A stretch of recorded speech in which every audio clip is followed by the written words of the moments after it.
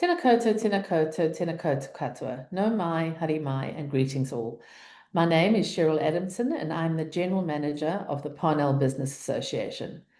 Thanks for listening to another episode of Eco Bites. We do these as short and sharp, topical conversations in the eco space, 8 to 10 questions, one presenter, and we release them monthly. In previous episodes, we've chatted about fast fashion and the horrifying contribution to global carbon emissions. Some stats put this at around 10% of global carbon emissions, more than the combined emissions of international flights and maritime shipping. As awareness of these issues grows, many consumers are turning to op shops as a sustainable alternative, helping reduce waste and lower their carbon footprint, not to mention easing the burden on their pockets. We do know that across the ditch, this retail scene is thriving.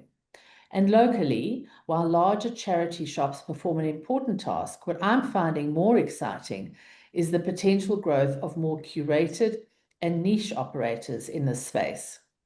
Today's guest, Emily Jane, fits into that category and was way ahead of the curve, having owned and operated her iconic boutique in Parnell for 38 years. So let me now hand over to Bridget Peach, who's our board member of the Parnell Business Association and our sustainability champion, to formally introduce and interview Emily Jane Dasent, owner of New to You in Parnell. Over to you, Bridget. Thank you, Cheryl, and thank you very much to you, Emily Jane. So New to You, for those who don't know, New to You is a high-end recycled designer clothing and accessories boutique. Established in 1987, New to You has been an iconic business in Parnell for decades now. They specialize in both local and international labels. Most of these are less than 5 years old, unless it's a remarkable vintage piece, and all are in excellent condition. I understand that majority of the stock is sourced from individual clients, mostly from the local Parnell area. And I think that's what makes this business really special. It's the relationships that are formed and the personal advice the personal service that is offered throughout their work. So, Emily Jane, firstly, congrats for 38 years and an incredible history for New to You in Parnell, in fashion, and in sustainability. So, thank you, and let's jump in. Hi, Bridget. Yeah, thanks. That's pretty awesome. I wanted to give you the opportunity to ask you, can you tell us a little bit about yourself and New to You and how you Sure. put it? So I can't take credit for having New to You for 38 years. I bought the business in 2017 from a lovely lady who had begun the business with her sister in 1987. So they were definitely before the eight ball. They were, progressive and doing amazing things really early on. Um, so as you said before, New to You is a high-end clothing and accessories store. We specialize in labels that are right up there. Chanel, Gucci, Rag and Bone, etc., etc. I myself am married with three adult children. So when I bought the business, it was just kind of the perfect time to combine family and having my own little business going on. I'm an avid walker. You'd often see me around Parnell with my pooch pounding the pavement. I'm walking the Camino next year, so there's loads of training going on. Oh, amazing. But, yeah. Oh, great. Oh, well, thank you for that. I'd love to understand a little bit further the drivers behind your work. Yeah, sure. So, I mean, there's drivers on different levels, aren't there? For me, there's a personal driver, and that's the aspiration to make a difference and to affect change. Then there's sort of a societal driver, and that's doing something to instill mindfulness and around sustainability and to create incremental small changes that become a monumental kind of movement. Um, Even just keeping one item out of landfill is a win, and Mhm. that's how we've got to view it. If you really drill down, I guess my main driver would be, as cliche as it sounds, would be to pass on a better world to my children and their children. Um, the next generation are very, very aware of sustainability, almost acutely so that creates some anxiety for them. So I would love to see our generation to at least plan um, around sustainability so that our children have less pressure on them to fix the problem. Mm. Yeah, I think that's great. And I love the way you do that through fashion, which can be such a celebration of personality and Yeah, style. And so joy. you're making an impact and making that difference whilst also combining it with something which is quite celebratory and lifts people up. So I think that's really For sure. fantastic. Yeah. Yeah. I'm interested if you could tell us a little bit about the community that's been formed through your work and the importance of that, the relationships within the area and the people through Sure. fashion. Yeah, well, the sort of business that we have is, I would have to say, totally based on relationships. Mm. It's the ability, because I'm really small, I know everyone's name. Well, not everyone. I try really hard to know people on a personal level. I try and find out about their families, try and have a little chat. I always call our shop retail plus therapy.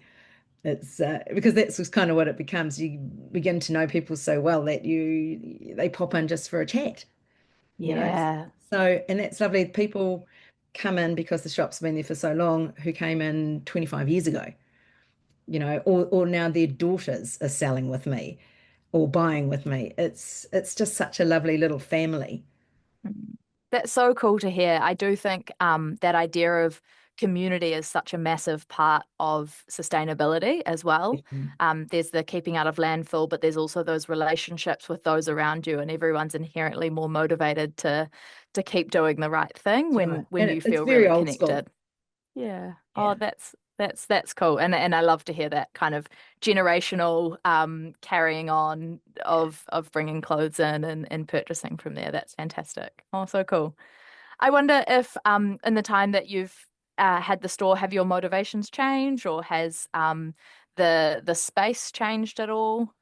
Um, not overly. I mean, it's been a pretty funny 5 years for Mm. retail since Mm. the pandemic, and it's been interesting, shall we Mm. say.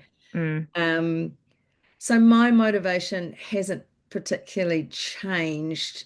It's perhaps become more focused and more like um, getting to know people even on a deeper level because there has Mm. been so much going on in our lives.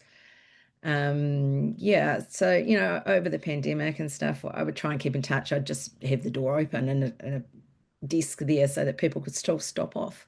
And we Mm. changed the window every single day during lockdown so that people had something Oh, to look at, and just to yeah. think, oh, what are they doing today? What's happening? So no, my motivation hasn't changed at all. It still remains the same. Yeah, fantastic. I love that window changing every day, recognizing, coming back It's, to that idea of community and yeah, recognizing that people were out walking and whilst, couldn't necessarily have those face-to-face interactions, there was something to bring them a bit of still joy. bring that joy, Yeah, bring that beauty to people that were out we still walking. That's really we cool. still get in trouble now if we haven't changed the window. If there's been 2 days gone by, people will jump in and go, "What's going on? Are you unwell? You haven't Oh, that's changed the great. window."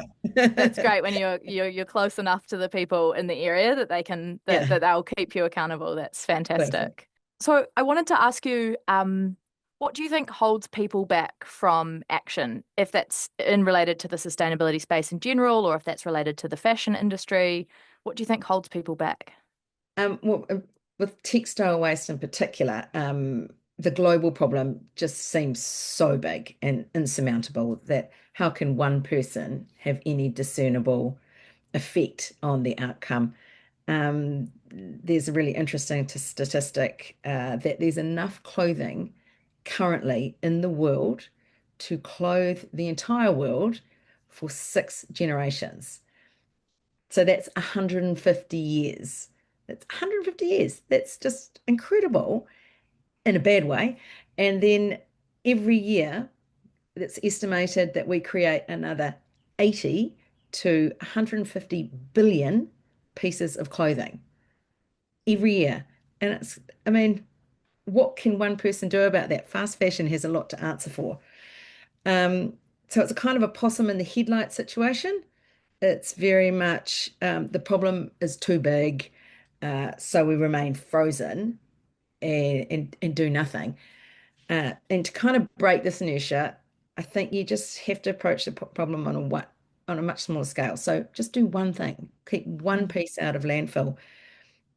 If everyone did that, it would start to make some change. I was thinking the other day about, when we used to use plastic bags for shopping, and when that was first basically outlawed, we were like, oh my God, what are we going to do? How are we going to cope? And yet here we are down the track with our recycle bags in our car, and off we go to the shopping to the supermarket, and it's just normal.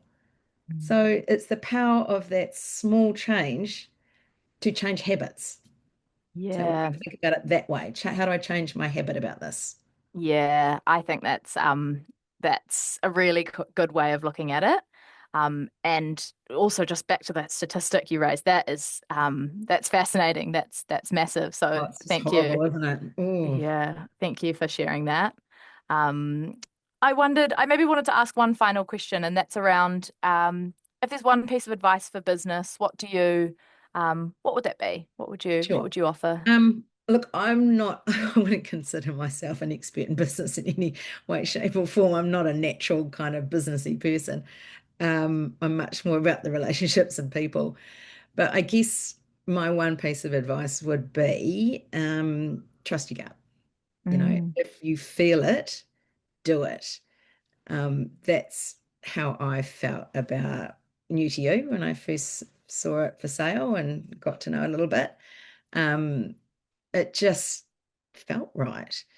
And it ticked all the boxes of what I wanted personally from a business. There was personal connection, relationships, fabric, fashion, mm. beauty, and sustainability. So yeah, just trust your gut.